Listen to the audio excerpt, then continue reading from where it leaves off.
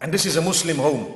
In Islam, a successful mother or father is the one who has nurtured the children in a beautiful way, leading by example. And there is one more point I want to raise before I go to how to choose a spouse. And that is, in the same way that we would be so careful as to the upbringing within the home, even if it is 100% perfect. Say for example, there is nothing bad that happens in your home, you are happy with the manners of your child and grow up and so on. The external environment plays a bigger role in shaping the child nowadays than the internal environment. What you say to your child can be, yes, okay mom, okay dad, yes dad, oh wow, you know, it's okay. You have the rare cases of the women who might be in hijab, you know, in the home, and the mom says, wow. And as soon as dad drops them off at varsity, everything is gone. And then, dad, don't come now, still there's 10 minutes, dad, just park your car outside. Why? Because I quickly need to dress back. How dad dropped me, he must pick me. What happened between when dad dropped me and picked me, only Allah knows. And sorry, your schoolmates know as well.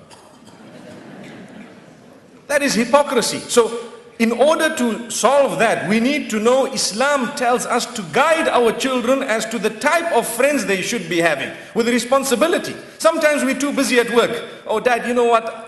The dad says to his child, well look, I work and I sweat to earn the money to send you to the university, or I work and I earn the money to do this for you and to send you to the best of the schools.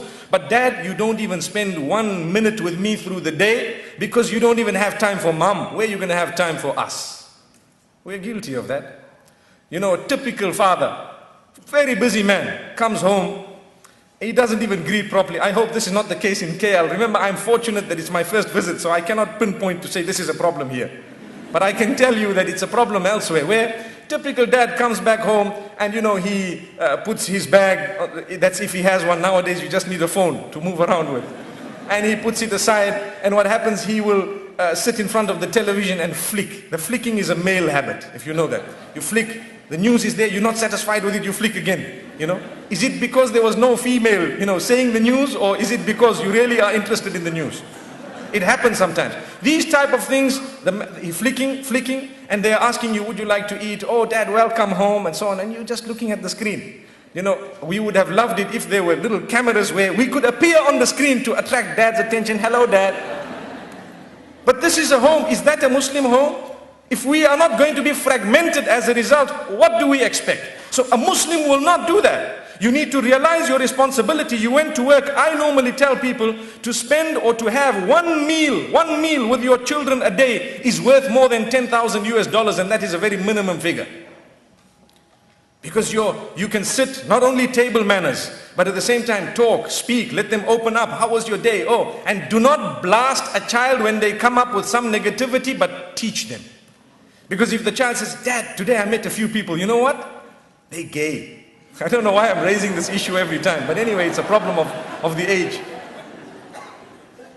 And you say, what? You get up from your seat, you dare see those people again? Okay. That okay was connected to your temper, not connected to the brain. Have you understood that? So do not treat your children that way. You engage them in discussion. Sometimes we don't have the time to engage our children in discussion, but we've got the time to think up how to expand our business.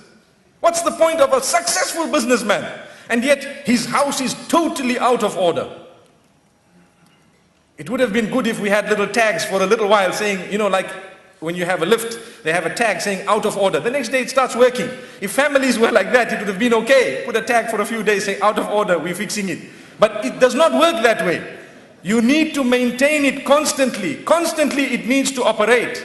And you need to understand when someone comes up with something within the home, talk to them, find out how it happened. Perhaps the school you sent them to was wrong. Perhaps the environment you allowed them to dive into, you did not advise them before they went into the ocean to say, you know what, you were a big fish in this little pond, now you are going to go into the ocean, you are just one of the little fish in that big ocean. Be careful that a whale doesn't come, or you might be living in the belly of the whale thinking you are in another pool here. It can happen. So we need to guide our children, talk to them. The point I've raised, I'm sure you've picked it up, is that when your child comes up with something negative, in order to maintain the home and protect it from defragmenting or fragmenting, you need to Communicate with the child, engage the child in a beautiful discussion, spend time. When you hear that type of statement from your child, it will tell you, I need to have 2 meals now with my children, not just one.